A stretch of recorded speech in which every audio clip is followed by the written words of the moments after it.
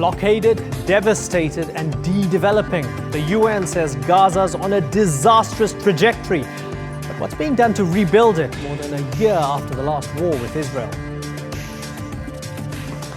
Also on today's program, the Superbowl turns 50 in style. We look at the impact of the US's biggest sporting event. And in Picture This, Taiwan's search for survivors after Saturday's earthquake.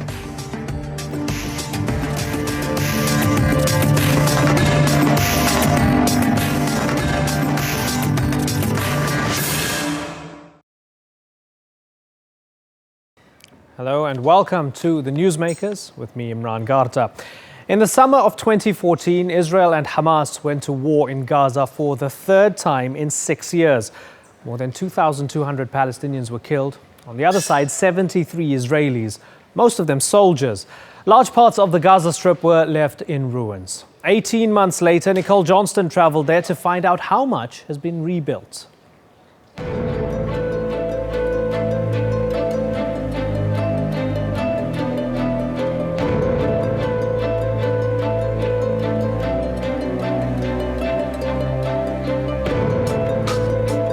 Gaza is one of the most densely populated places on Earth.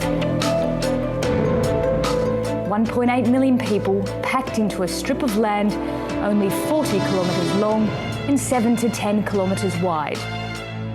Its borders are closed, under the control of Israel and in the south, Egypt. During war, there's no place for people to escape to.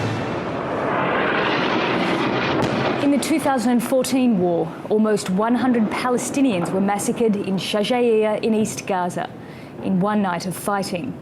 Israel said this residential neighbourhood had become a fortress for armed fighters. The battle left Shajaiya in ruins. You can still see signs in Shajaiya that this neighbourhood suffered one of the heaviest attacks by Israel. The morning after the massacre, thousands of people were streaming through the streets, carrying whatever they could, looking for some kind of safety. And just here was the worst part of the destruction. Now, though, most of it's been cleared away.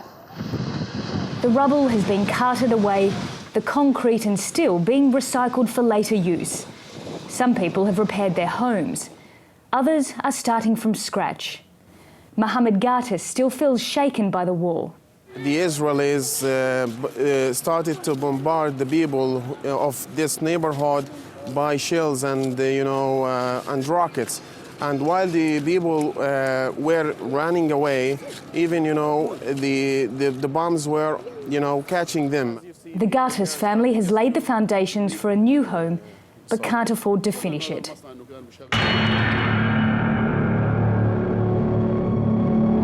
Israel controls Gaza's borders. The strip surrounded by a wall and Israeli watchtowers with machine guns operated by remote control. And Gaza's southern border crossing is under Egyptian control. When it comes to construction material, Israel decides what's allowed into Gaza. Last year, Gaza received only 9% of what it needs to rebuild.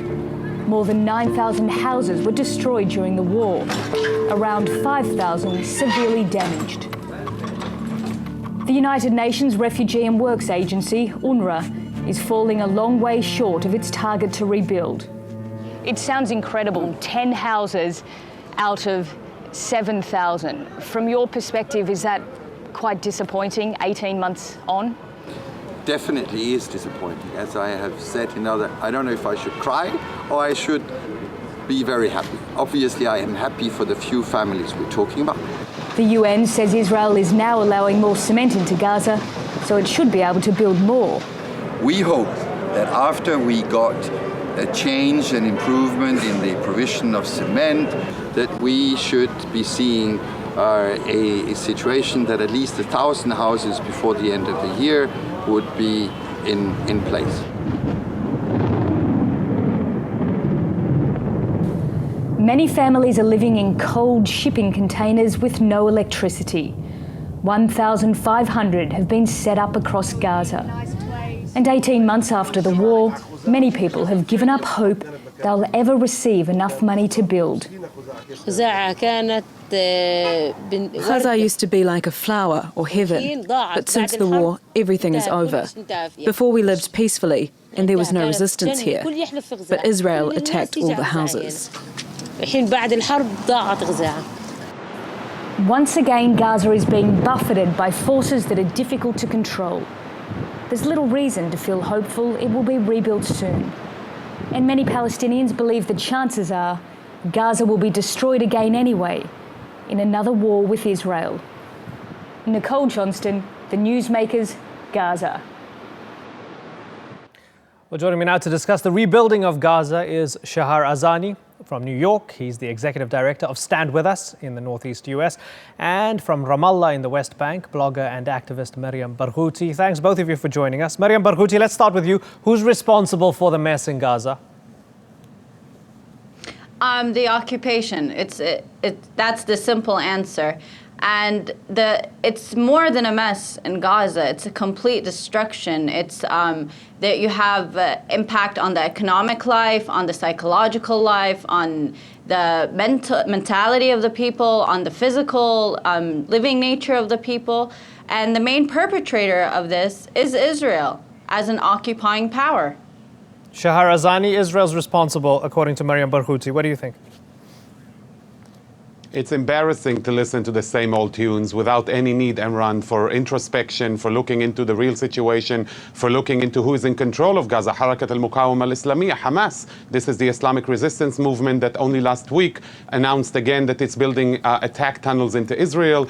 In the last week, you've had 3 tunnels collapsing with burying underneath Hamas people, operatives, making their way to attack Israel. So it's always Israel? Always Israel's fault, Maryam? Maryam? I mean, of course, you would like to make Israel seem like the savior who's coming to save the Palestinians from Hamas without placing it into context. In 2007, in July of 2007 is when the siege began on the Gaza Strip. And it was after a democratic election, which Israel or the international community did not like the results of after pushing for these democratic elections. Okay, Shahar, to that point, Shahar, let me frame a question to you then. For as long as Gaza is besieged by Israel and by Egypt, to that point, can we really expect it to become a secular, liberal, democratic utopia? Well, the only way to find this out is do exactly what Israel intended for it to become when Israel withdrew all of its settlers and forces from Gaza in 2005, which is put down the weapons, let Hamas announce that every cement that's coming into Gaza will be used to build hospitals, rebuild homes, rebuild roads, rebuild the civilian infrastructure, refrain from using it to go back to the armed wing of Hamas and to attack mode against Israel. And I can assure you, Imran, and I can assure Maryam as well, that there is nothing that Israel desires more is to live peacefully with their neighbors. And if Hamas puts down their weapon and decides to invest all of its power in making Gazans' life better, you will see a better life for Gazans and for Israelis. There is no reason to go into a 4th round of confrontation. I think it brought suffering on both sides, and it needs to end and end today. Okay. Maryam, Shahar mentioned the tunnels just a couple minutes ago. Now, you know, there was the tunnel collapse. Hamas held funerals for the Qassam fighters. Khalid Mash'al eulogized them. Do you feel that the use of tunnels to fight Israel is a legitimate form of resistance?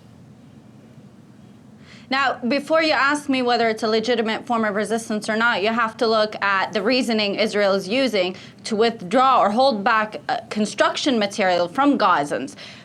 Gaza needs almost 400 million tons of construction materials to begin rebuilding. The tunnels only require 450 tons of construction material. So by Israel withdrawing construction materials and impeding the entry of them into Gaza, they're harming the civilians. They're not harming Hamas or the tunnel building, as they claim. If it's for their security, then their security strategy is very flawed. It's not helping anyone. Instead, the civilians are actually paying the price. And in terms of international law or Israeli law, according to proportionality, that deems that tactic illegitimate because the harm on civilians is far more, it outweighs the benefit of Israeli security. But to my question, how can Maryam, we keep using that reasoning? To my question, Maryam, they didn't hold funerals for construction workers. They were holding funerals for Qassam fighters. So again, is it a legitimate form of resistance to use the tunnels to fight Israel? It is the only means that the Gazans have right now, or the resistance fighters, to use the tunnels. They are besieged from all 4 entries, 3 by Israel, and now you have the Rafah border closed. So of course they're going to have to use tunnels to be able to bring in whatever it is they need for either livelihood or resistance. Miriam, according to Yuval Steinitz, Egypt flooded the tunnels on behalf of Israel. As a Palestinian and as an Arab, how does that make you feel? It angers me from the aspect not just as an Arab or that this is a fellow Arab country, but on the aspect that this is the harm is coming towards civilians for this political game, for this political ploy by Egypt to coordinate with Israel. And it's sickening, of course, but it's more complex than just trying to seek Israel. Egypt on its own is an entire complex situation that needs to be addressed from its roots. Shahar, don't you believe that the siege needs to end at some point? I mean, Education Minister Naftali Bennett, who's no dove, even suggested that the siege needs to be reconsidered. If Naftali Bennett's mentioning this, surely the siege needs to be re-looked at. You'd agree with that, wouldn't you? Absolutely, Imran, but the issue is this, as Bennett indicated as well, the proposal that should be on the table is demilitarization in exchange for complete and utter rehabilitation. You were mentioning Egypt before. The reality, as was revealed this morning, was that Hamas is harboring Islamic State terrorists who are fighting against the Egyptian army in the Sinai and are smuggled through the tunnels into the Gaza Strip to take care of them. And in exchange for this kind of dealing between Hamas and ISIS, you will obviously see a very angry Egypt. When Hamas is digging tunnels against Israel, you will obviously see an Israel that's very angry and that needs to protect her citizens. The right to life comes first. But let us change the paradigm. If Hamas chooses to take a different course and decides to govern the people in the realm of Gaza, you will see a very different Gaza Strip, one that does not have to harbor only despair and discouragement, one that really offers something to the children and the grandchildren and the people who live there. That's what we should strive for, not deal with the same equations of the past, but look into the future. Obviously, something is not working there, and Hamas needs to ask itself, what is it doing wrong that it's been able to anger everybody in the area? Mariam? I can answer that. It's not asking what Hamas is doing wrong. It's asking what's driving Hamas to these tactics. And in regards to the demilitarization of Gaza, I mean, Israel is proud of its own army, proud of its weapons. And constantly, yet it keeps asking for other people to demilitarize. If you want the Gaza Strip to be demilitarized, thinking that that's going to make things better, take a look at the Palestinian Authority-controlled West Bank. It's been demilitarized. You have the Palestinian Authority coordinating security coordination with Israel at the expense of Palestinians. Has that stopped any uprising or resistance from Palestinians? No, because the root change comes from ending an occupation, not from demilitarizing an occupied people or telling an occupied people to be passive. And it's not just you guys or Israel attacking Hamas. Israel, most of the destruction is coming at the expense of civilians. And what Israel wants to do is use this as a form of collective punishment for the people to say, well, Hamas is doing this for you.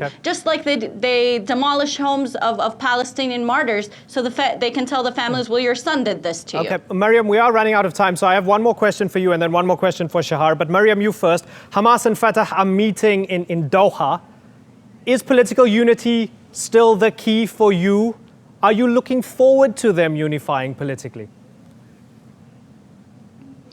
I think at this point, the key to everything is the reclamation of agency by the Palestinian people. And whether or not they actually want to go through with the unity deal this time, you can't really tell the results because they have done agreements numerous times, and it's all seemed like a ploy at the expense of the Palestinian people. But at the same time, if we do want a key change, I think both factions should look at what the Palestinian people want and demand, and that is the end of the occupation, that is with resistance. Shahar, if they get their act together in terms of the politicians, would you accept a Palestinian unity government, one that includes Hamas? Very simple. That all depends on the foundation of that unity. If the foundation of that unity will take Hamas's line and Mahmoud Azhar's line, which means fighting Israel's existence as a Jewish democratic state, then absolutely not. But if Hamas gets back to their senses and choose to come together with the Palestinian Authority and say, let's work together, let's bring down the violence, let's renounce terror, let's accept agreements signed between Israel and the Palestinians in Oslo and beyond, and let's move to a better, different future, then you will absolutely find a different path. It all depends on the foundation of that unity. Okay, I want to squeeze another 25 seconds out of this before I have to move on. Miriam, final word, please. I think that as long as Israel keeps treating the Gaza Strip as a sovereign state and keeps condemning Hamas in the way that it does to try and vilify it and portray it as this monster in order to portray Israel in this performance of being the savior in a very paternalistic approach that's embedded within its colonial fabric, then we're going nowhere. But once Israel is held accountable for its crimes, held accountable for the occupation, then we can start taking the steps. It does not start with the occupied population. It starts with the occupying power. Okay, we are out of time. Miriam Barghouti and Shahar Azani, thank you very much for taking the time to talk to us. Thank you.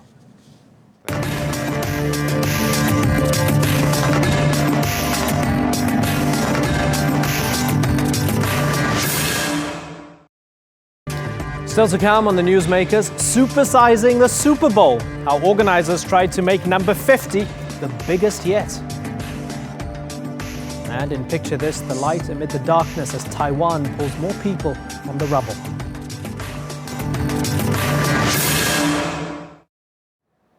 The Super Bowl turned 50 with Sunday's game between the Denver Broncos and Carolina Panthers. 160 million people worldwide watched as the Broncos won 24-10. But while people came for the game, they stayed for the entertainment. Sandra Gutman reports.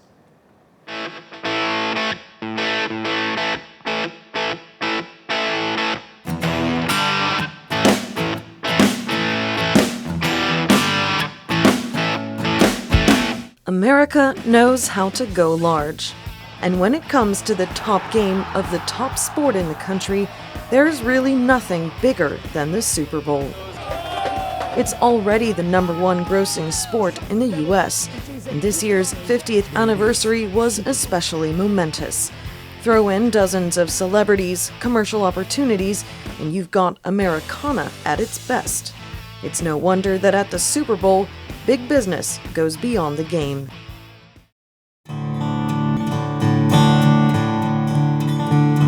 The Super Bowl is a money-making machine.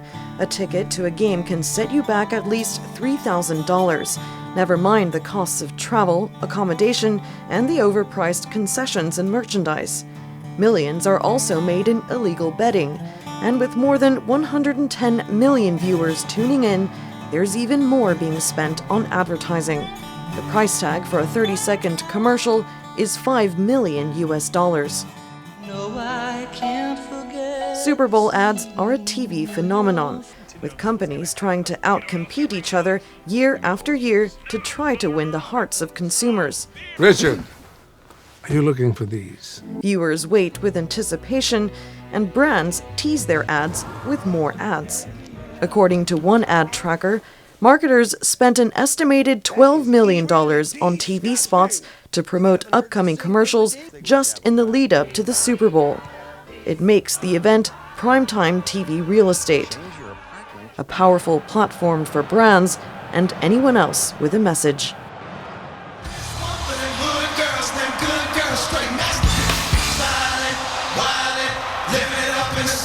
The most sought-after window? Halftime. This year, headlining artist Beyoncé used the occasion to perform her new single, Formation. A commentary on racial inequality, police brutality, and Hurricane Katrina. A rare political move at the traditionally neutral Super Bowl. This year also saw health activists step up criticism of the NFL for failing to take head trauma and brain disease seriously. Both the Denver Broncos and the Carolina Panthers, who went head-to-head in the final on Sunday, have suffered serious concussions among their players this season.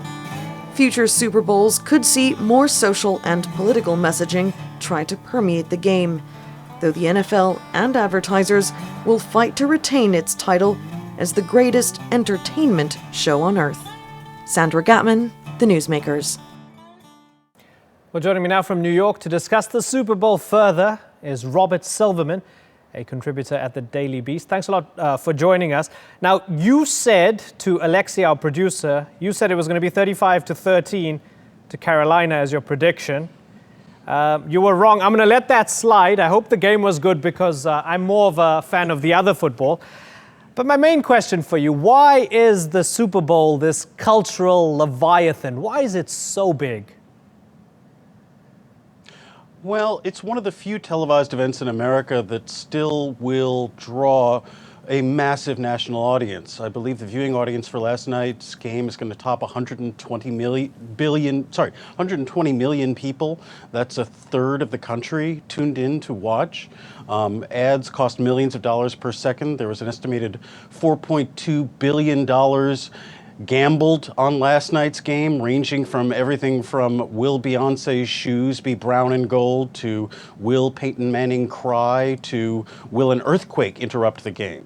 You can wager on pretty much any aspect of the game, any play, any off-the-field incident that you would like. When there's a really interesting profile of Roger Goodell that ran this weekend in the New York Times Magazine that described the NFL's headquarters as the combination of a mega church and ESPN. And I think that's a really accurate description. The NFL posits itself as an incredibly profitable nation state. And I think that's why there's so much attention, because it's incredibly good at selling a brand of state-sanctioned violence. You mentioned Beyonce. Now, I mean, there was the Katrina commentary. There was what is almost a Black Lives Matter anthem having been created over the past 48 hours. Is this the sort of political protest theater that we are going to become more accustomed to seeing over the next few years? Well, I don't think that video per se made its way into the Super Bowl celebration. At one point, her dancers did hold up a sign to discuss an African American that was killed by the San Francisco police. But I don't think you can separate politics from sports. I think there is a political message inherent in every game that we play. There's an economic message, there's a sociological message, and yes, there's a racial message. And I think to deny that those facts are carried with us into the sports world is in fact to support the status quo. I think they've always been there, and I think we've all ignored them at our peril. Money-wise, is it only going to get bigger and bigger every year? Oh yes. The NFL's revenues in 2015 topped $12 billion, and Roger Goodell has stated that his official goal is to reach $25 billion in the year 2027. I think there will be an NFL team eventually in Europe. And, the problem is, despite all the things we've learned about the ancillary health costs associated with football, the concussions, the brain trauma, the degenerative brain diseases that do come hand in hand with playing professional football, it is only continuing to grow in popularity. I think eventually there will come a time when football will fade from the center of the American cultural discourse, but I don't think that's happening anytime soon there. Robert Silverman, it's been really great picking your brain. Thank you very much. In today's Picture This, the aftermath of a deadly earthquake that struck the south coast area of Taiwan. It killed at least 38 people and injured hundreds more, just as the country started to celebrate the Lunar New Year.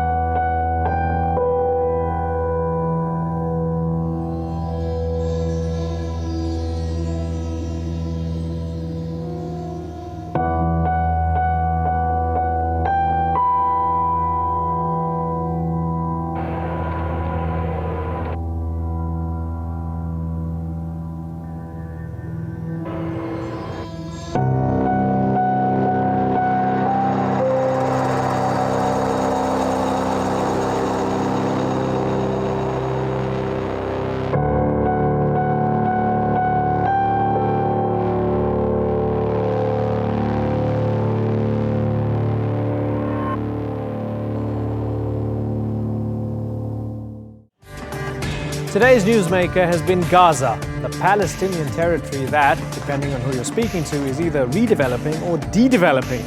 A place where 1.8 million people live cheek by jowl as they try to recover from 3 wars in 8 years. Why is there such a lack of progress in rebuilding Gaza when publicly people have pledged so much help?